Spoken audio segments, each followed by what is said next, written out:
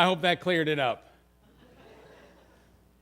Well, the risen Jesus is not to be found in a sanctuary, in a gentle garden, in a place of beauty and repose. The risen Jesus wants us to get out of the garden. The risen Jesus is found where we doubt, where we work, where we bless people, and where we are blessed by other people. And the risen Jesus means for us to take His word beyond the garden and into the world. Way back in the 80s, there was a kind of a cheesy show called The Adventures of Nero Wolfe, which was based on the mystery novels. And I kind of liked it, and a much better version was done a few decades later. But I went to the library to get a Nero Wolfe mystery. I just pulled one off the shelf and checked it out. I didn't know I was reading the last one.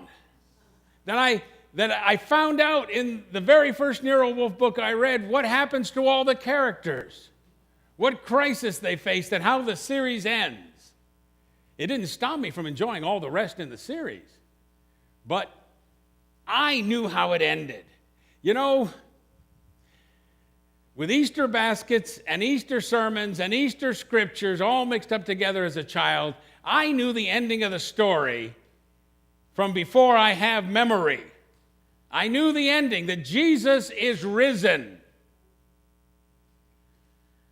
It didn't seem to hurt my appreciation for everything else I learned as a child and as an adult about what Jesus did before and after, but I knew that part really well. Way back in the 90s, that sounds funny, way back in the 90s, when I was pastor at Elkhart Valley, we had a relationship with St. James African Methodist Episcopal Church, and one year I was invited to take part in the 7 Last Words of Jesus worship service. We each got one of the 7 last words that Jesus spoke from the cross. It's a very solemn service for most people because you're reflecting from this side of the tomb and the resurrection. And you're really focusing, as we need to, on the cross.